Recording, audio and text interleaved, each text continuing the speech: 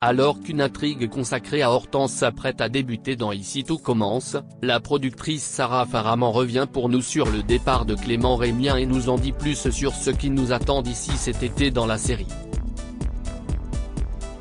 Après un début d'année marqué par le départ de Clément Rémien, la rivalité entre Laetitia et Clotilde, l'intrigue végane consacrée notamment à Jasmine et à Anaïs, ou encore la naissance du couple Théo-Célia, Ici tout commence va s'intéresser d'ici quelques jours à Hortense, Catherine David-Zeka, dont les téléspectateurs vont découvrir la face sombre à travers un énorme secret inattendu.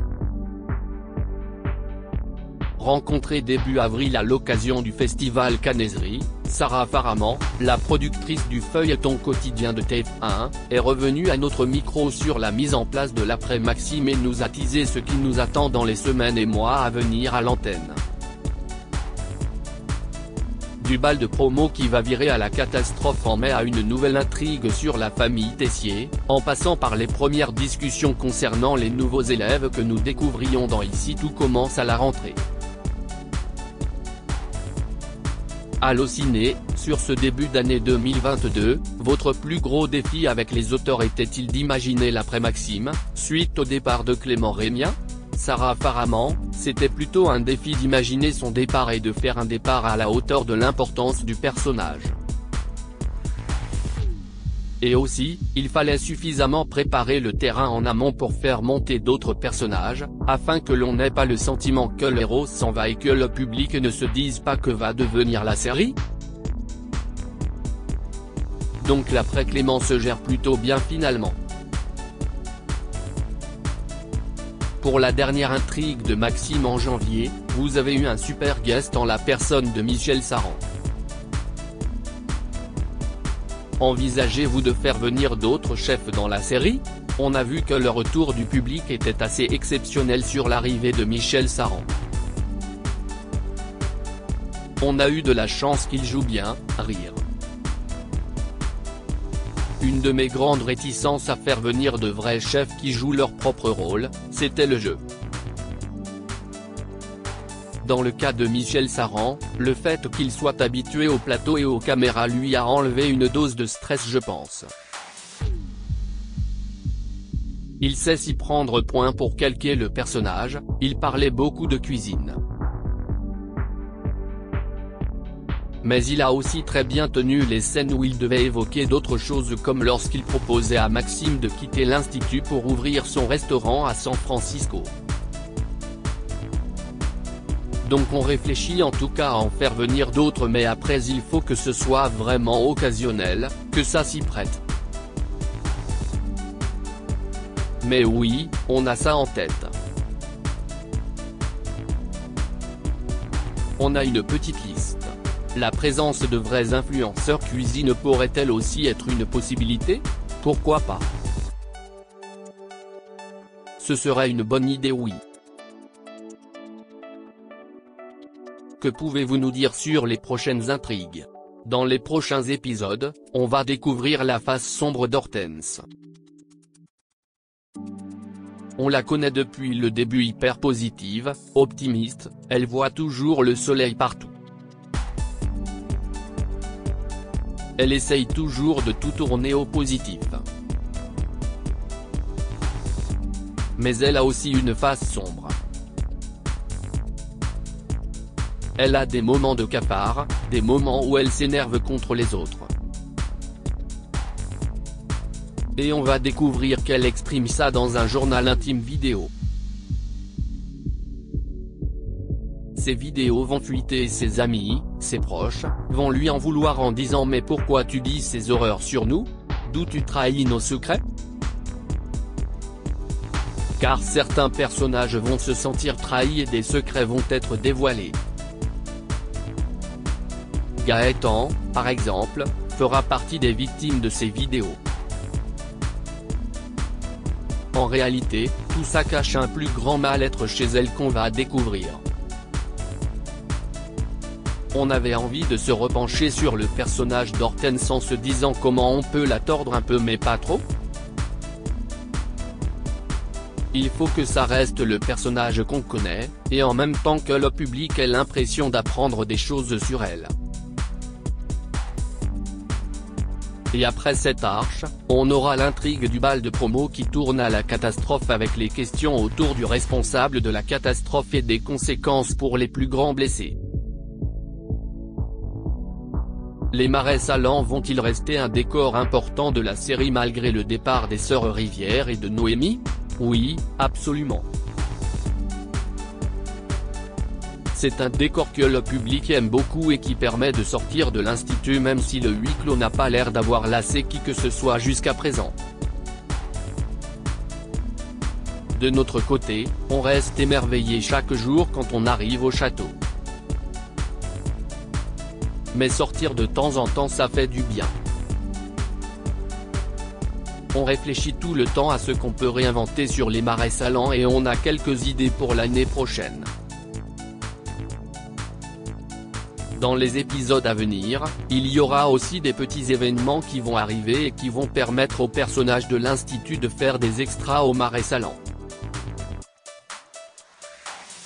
On va voir ça avec Ambre et Enzo notamment. On sait aussi qu'un focus sur la famille Tessier est au programme des intrigues à venir. Oui, on va rencontrer le père d'Axel, Thomas da Costa. On en a pas mal entendu parler. Pour nous, l'intérêt d'Axel c'était aussi d'en découvrir plus sur Emmanuel. D'où vient-il? Comment a-t-il dû se battre? Est-il en lien, ou non, avec ses parents et sa famille? On va donc enfin découvrir le frère de Tessier.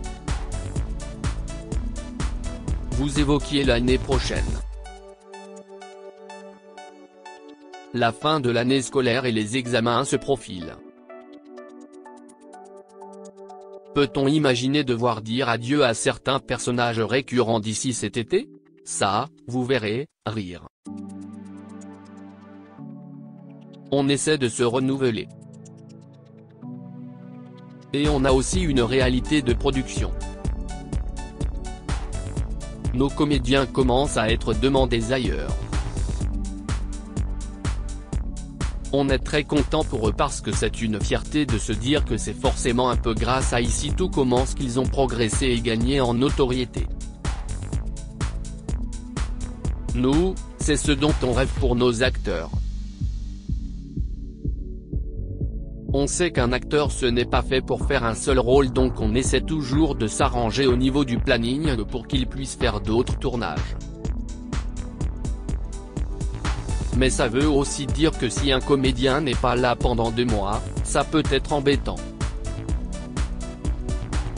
C'est gagnant-gagnant de tous les côtés. Aura-t-on droit à une nouvelle grande arche d'été cette année? Absolument.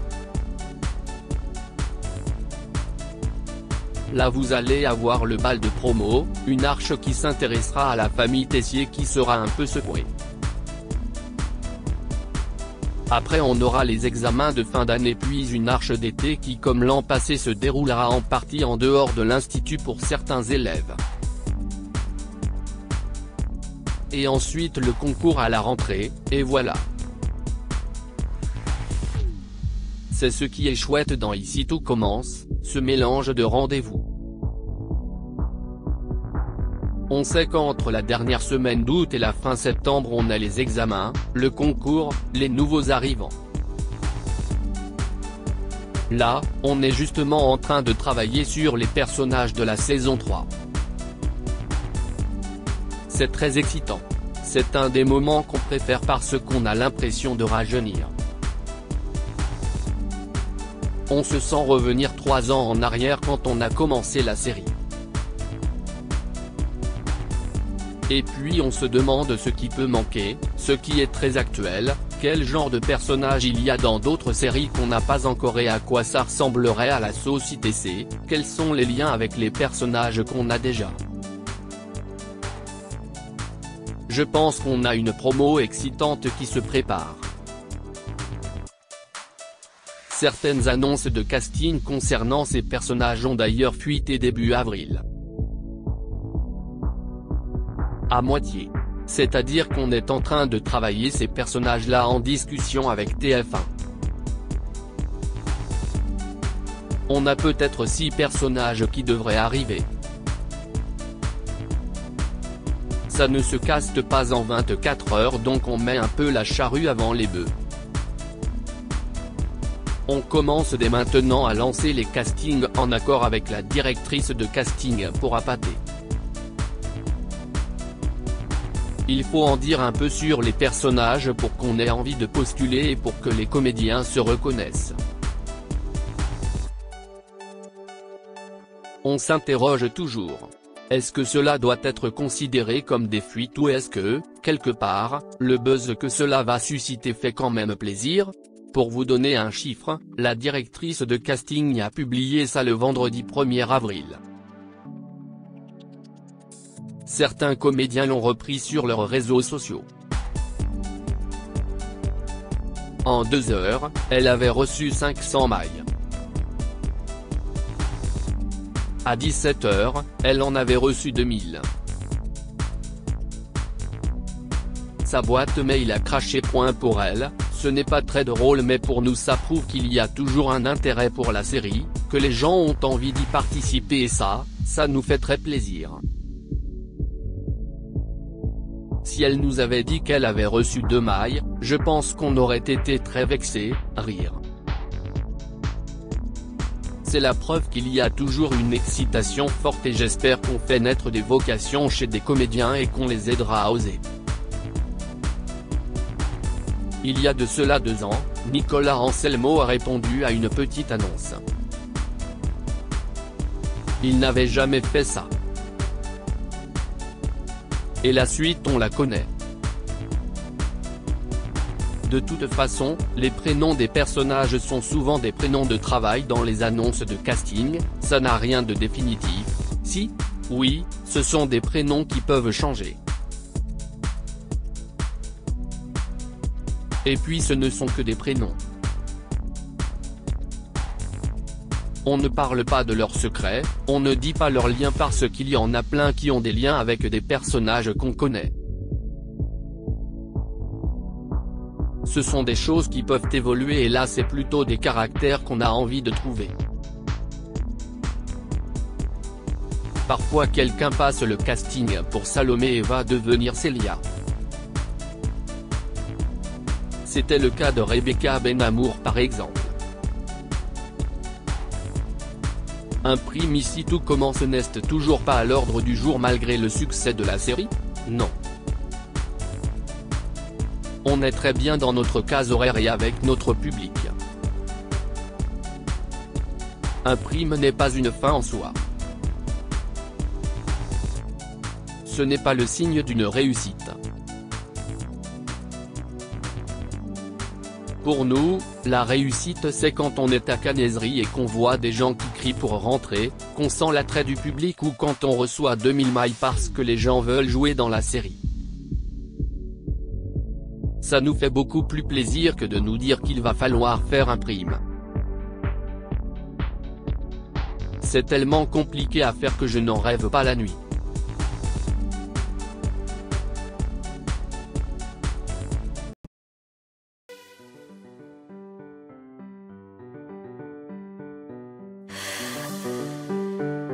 나